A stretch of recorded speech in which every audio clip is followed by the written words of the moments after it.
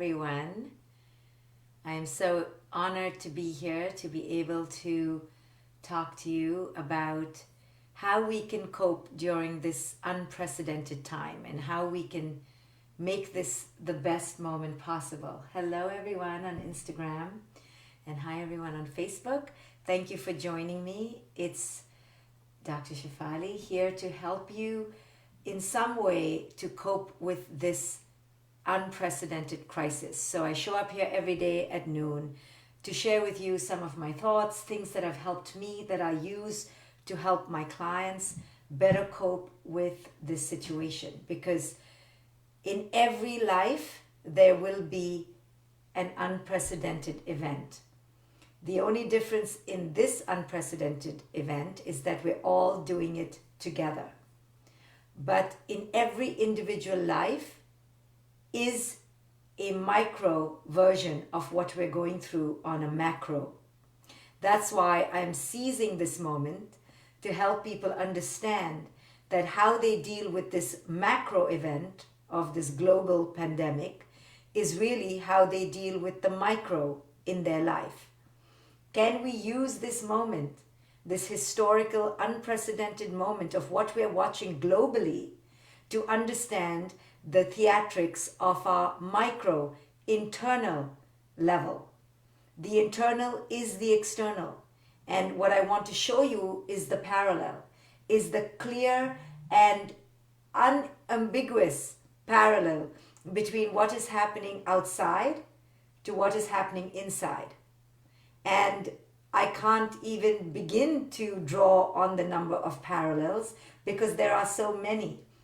There are so many parallels between what is happening on this external level to what happens on the internal. So this is what I want to help you with, and this is why I'm here every day at noon to offer those who could not afford my courses, who could not have the time in their lives to learn these teachings, to perhaps for now, for this pause, to take a moment to go inward, to heal.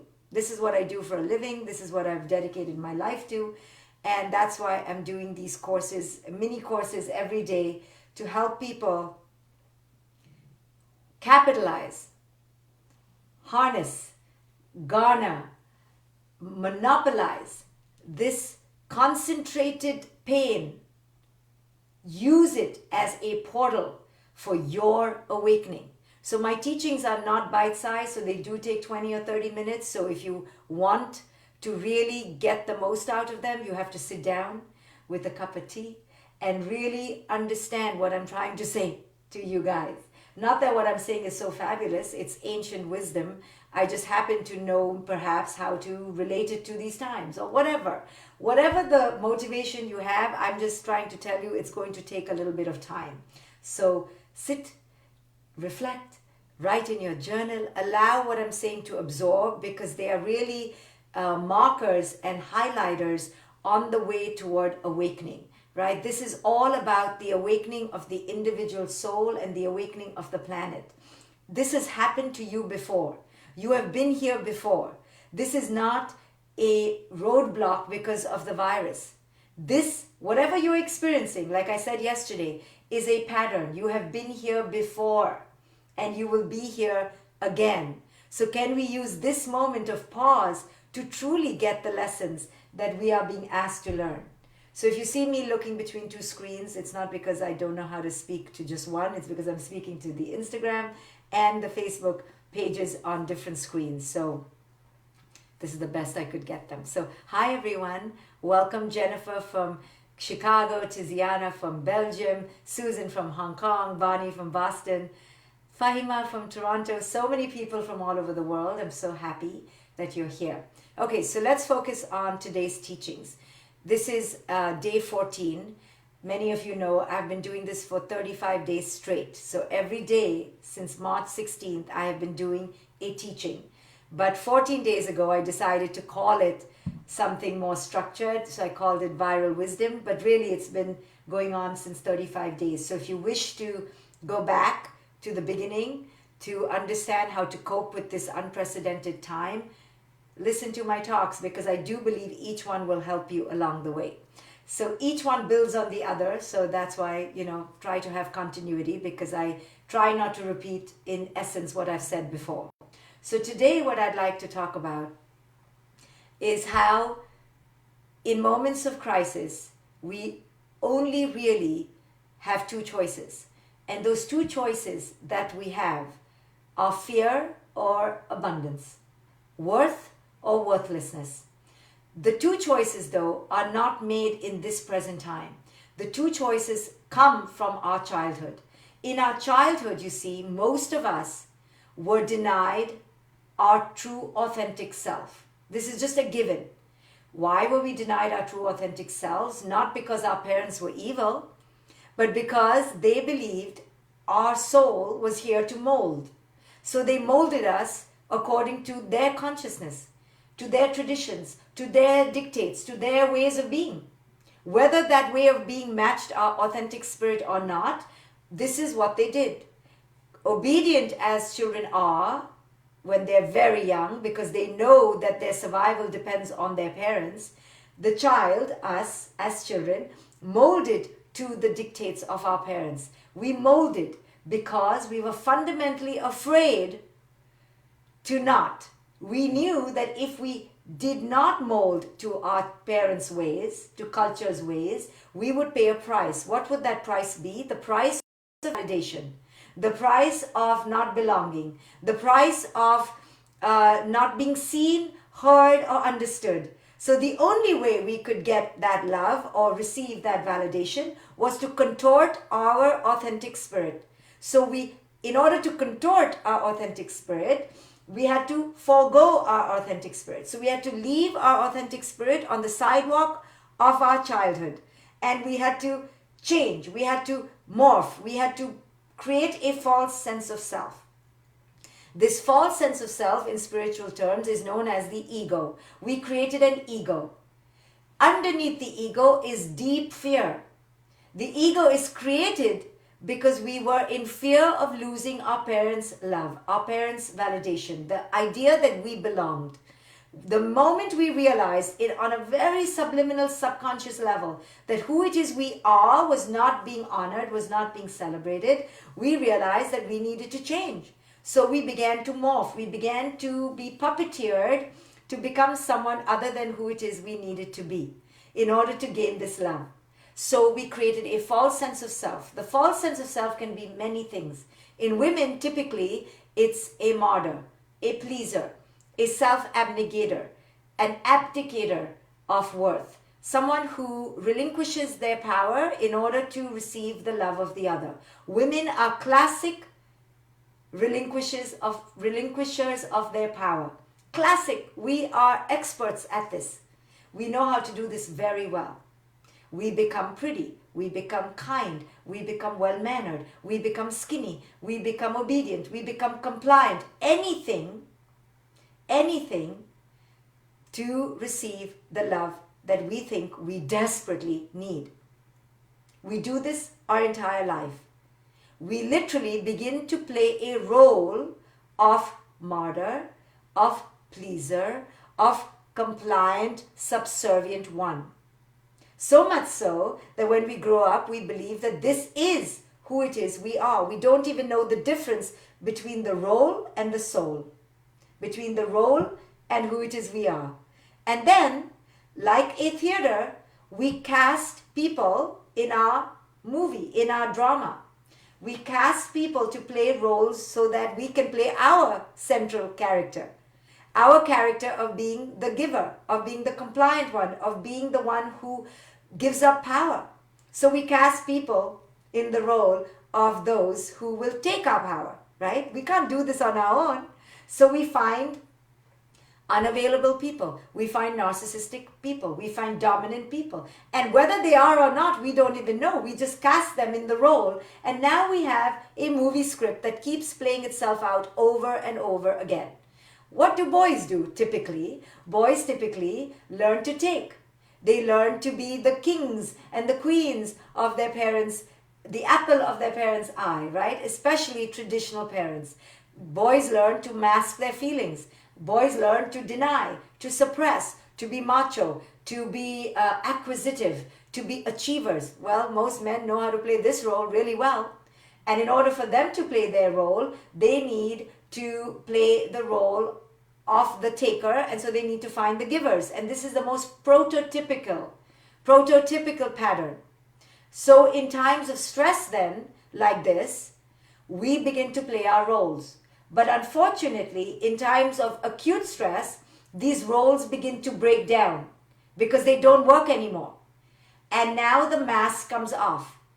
And what's underneath is what's been underneath the role all along: fear. The masks keep us from fear. They make us live in the illusion that we have no fear. The roles we've played in our lives have distracted us from the core fear that always is underneath. So the man, for example, or the father, they play the role of overachiever, overdoer, overworker, successive, right? Success. So the man plays the role of being over in the external world. Then a crisis like this happens and all the external roles are taken away, right? So now what? Now what is the man to do? Many men will fall apart because right under the role was fear that they never dealt with. They never dealt with the true fear of who am I without the role. So most men have identified with their roles of being the overdoer, the over provider, the over protector, the over success seeking one, the over something in the external world, the over dominant one. And men have typically gained their power in the external world in some way. Now, in this present crisis or in any crisis, that role is stripped away. So men are having to confront, who am I without this role, right? Without being this overachiever, over provider, over giver, whatever. Now, who am I?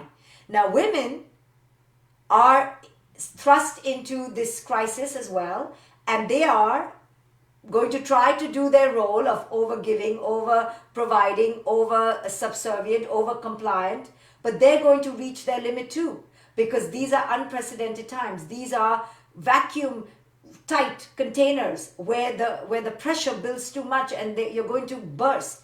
So many of us are feeling like the lid is off. So our typical role is being exhausted. We are tired. Now women are getting tired, right? They're tired of being the one that everyone turns to. So I have so many women calling me going, what have I created in my life? No one knows how to do anything without me. Every 2 minutes it's mommy, mommy, mommy, mommy. My husband is just sitting there because he's out of his typical role of going to work, of socializing at work. So he's sitting there, he's looking at me, the children are looking at me, and I'm tired. So women are getting exhausted in their roles. The lid is getting blown off their roles. So they're being asked to confront, what have I created? What have I co-created? And who am I? How have I allowed my entire life to be in service of the other? I don't even know who I am anymore. These children cannot function without me. The husband cannot function. The house doesn't function without me. How have I done this to myself? Right? So the women are being, and I'm talking stereotypically, yes? Please do not write to me that this did not happen to me. Okay, good for you if it didn't happen to you. But trust me, it's happening for most families. Most women are exhausted right now. It's been 5 to 10 weeks, depending which country you're in. And the women are exhausted, right? The men are exhausted because they don't know what to do with themselves. So they're boring themselves. And they're banging on their wives' doors for sex, for entertainment, for pleasure. And the women are done, right? All the women I'm talking to are burning out because we are unable to carry on this role anymore. We're tired. The burden on our shoulders is crushing us. The women are realizing that they do a lot. Oh my goodness. Now they're being asked to be teachers and dish cleaners and laundry people, and they're doing everything, right? But the woman sees that she was doing everything anyway. So the roles now are not working, basically. They're being exhausted. The lid is off. So now we are needing to go what's beneath the role, right? We were being distracted We could go to our friends. We could distract ourselves at the pub, at the restaurant, at the hair salon. Now, none of those distractions are there. None of those pressure outlets are there. Now, we are seeing who it is we are without all those outlets. And the roles are not working anymore. We're tired. There is no job to go to. There is no hair salon. We can't hide anymore. We are who we are, who we are. And now we have to confront what was underneath the roles we were playing all our life. We were the rabbi's wife, or we were the rabbi, so to speak. We were the overachieving career woman, or we were the successful X or the successful Y. Well, now we're just stuck at home.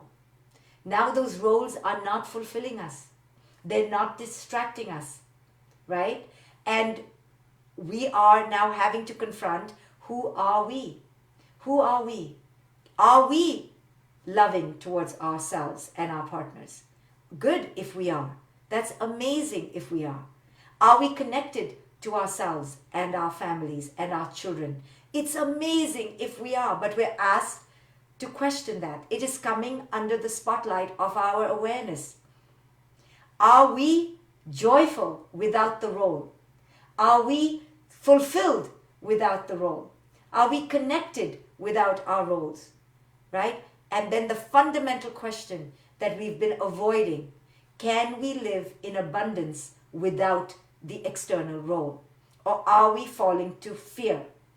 So the fundamental place that we are all going to confront, whether you are in the most loving relationship right now or whether your relationship is falling apart, it doesn't matter. It's not about the relationship. It's about what's happening inside. Each one of us will confront, am I living in fear or am I living in abundance? This is the fundamental question of our life that gets put into place in childhood. In childhood, we created an ego because we were too afraid to live in the as-isness of ourselves. Our parents created us, so to speak, with conditions. So we created an ego to get love. Our ego came about in many ways. We could have become the pleaser, the overachiever, the over-successful person, the martyr, the victim, the comedian, the narcissist, the empath, the compliant one. We put on a face to get the love we needed because we were too afraid to live in our own authentic self. But now we're being asked to confront, can I live in abundance without all these distractions, without the roles, without the other, without the out? Can I live within? And the fundamental question, am I living in fear right now or am I living in abundance? This is it. This is the fundamental question.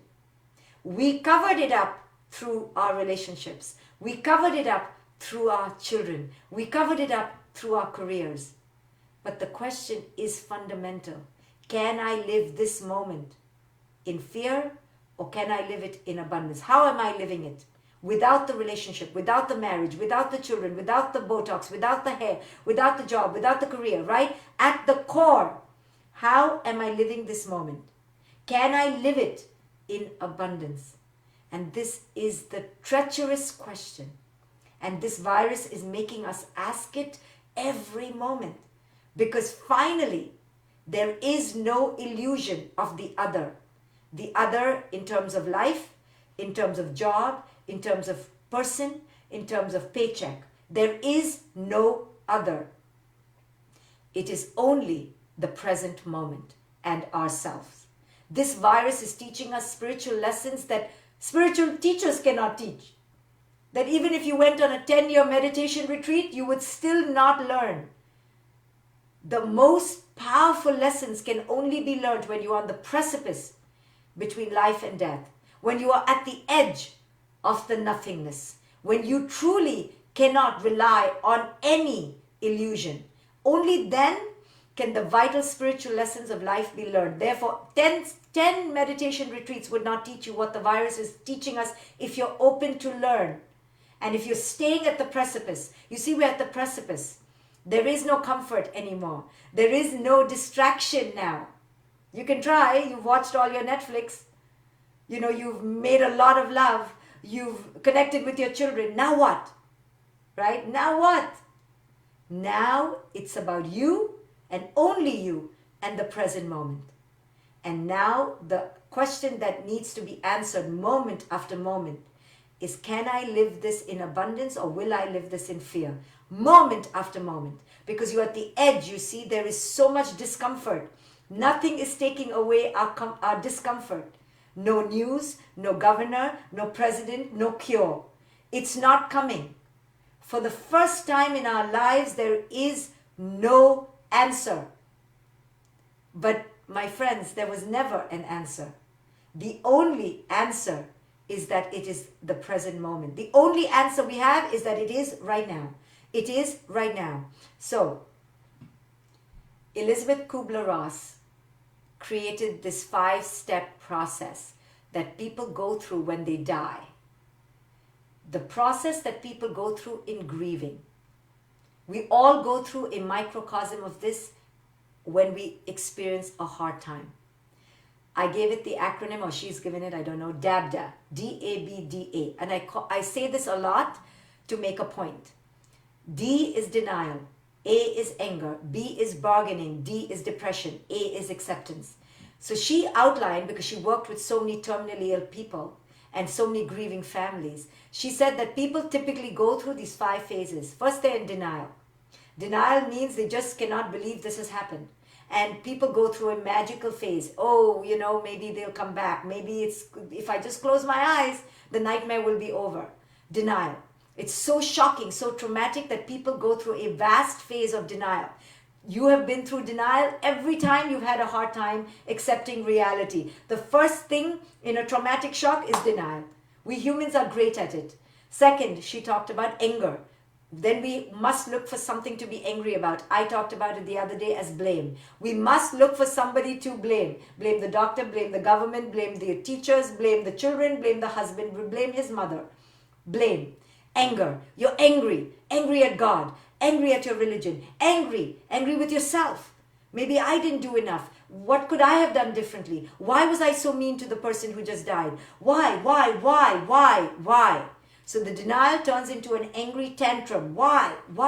I always say why is another way of saying no. Resistance. No. Too many whys means no. Then the next phase is bargaining. Then you go through this, maybe if I'm really good, maybe if I cut my hair short, maybe if I pray 10 times a day, maybe, I will be saved. You're doing this with the corona. You're bargaining. Maybe I'll open 3 days a week, not 4 days a week. Maybe. We're seeing lots of states go through a bargaining because they're angry and they're in denial. They're like, nope, I'm in resistance. So they're doing this bargaining policy now. Then what's going to happen, and what's happening to many of us, is depression. Because we realize nothing we do is working. The virus is still here. Death is still part of life. Damn it, I will still grow old, right? The husband still will cheat.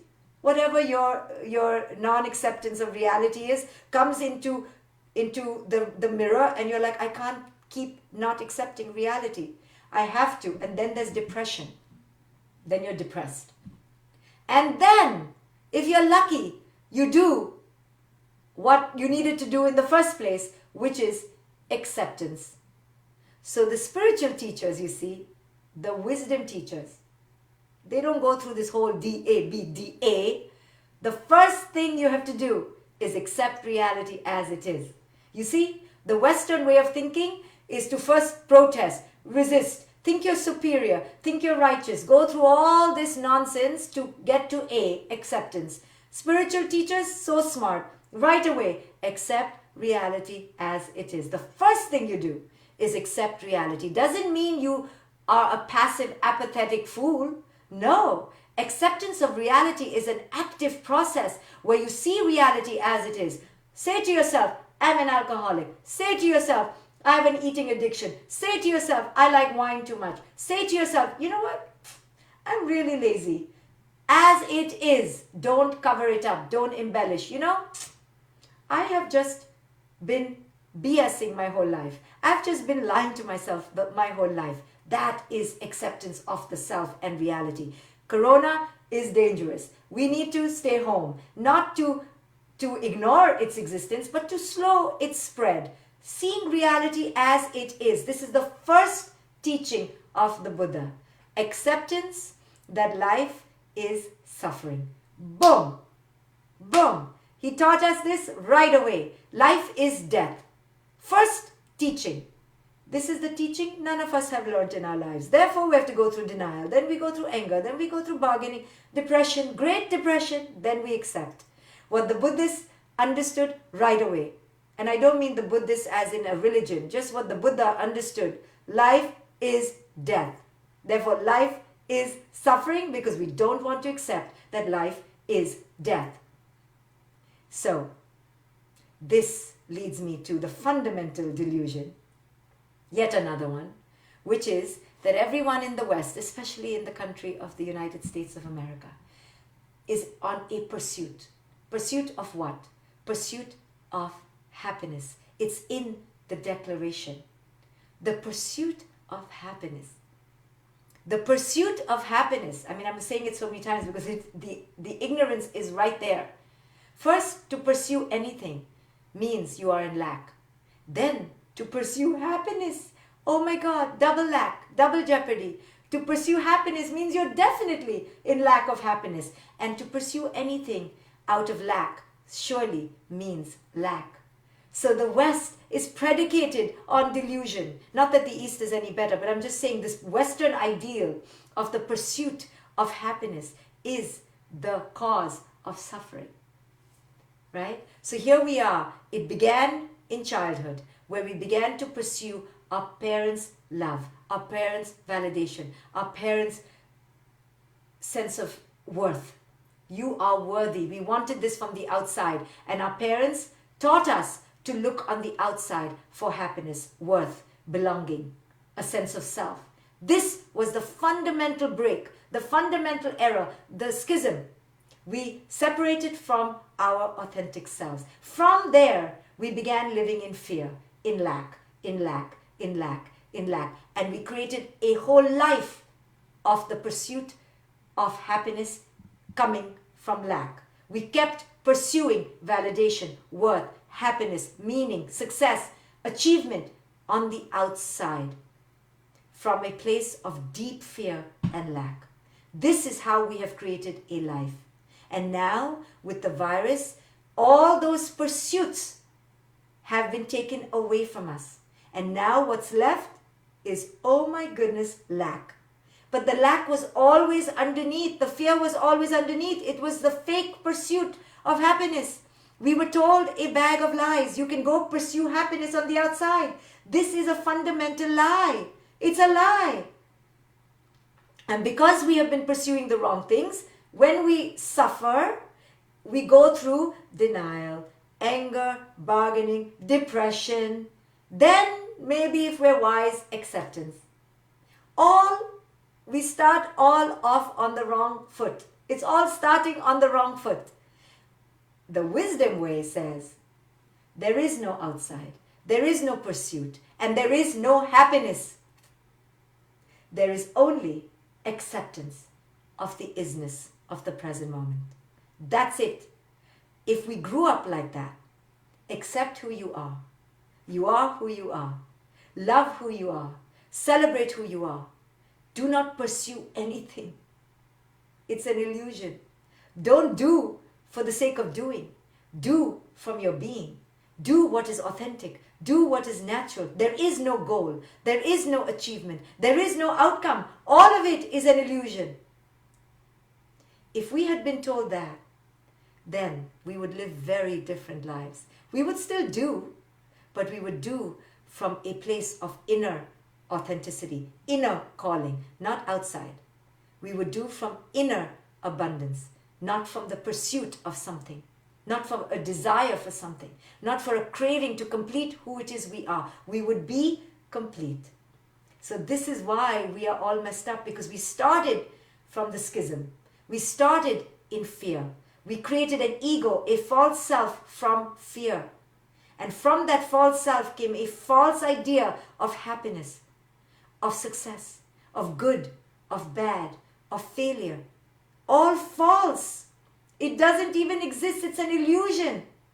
And this virus has pulled the thread from the yarn of wool, and we're all falling apart.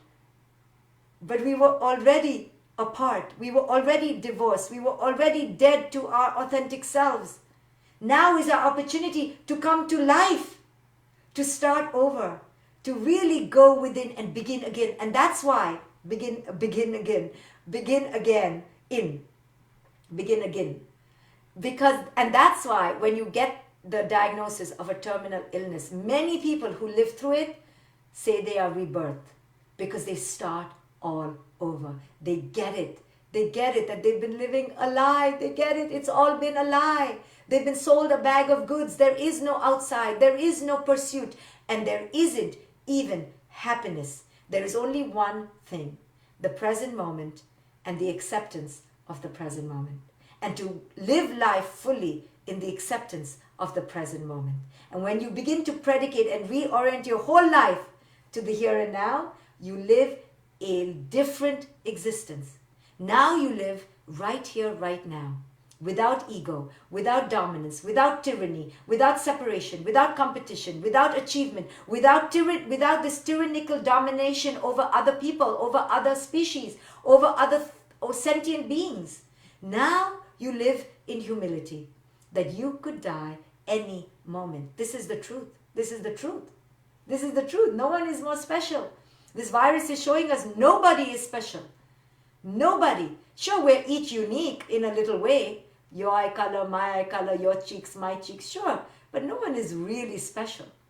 We're just different in a minuscule way, in a 0.0001%. Otherwise, we are 99.999% the same.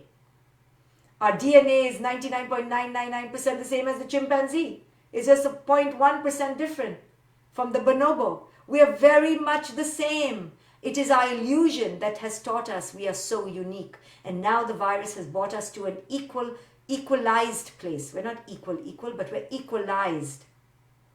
The illusion of our hierarchy is gone. The illusion of our separation, of our superiority is gone. Nobody is superior now, are we?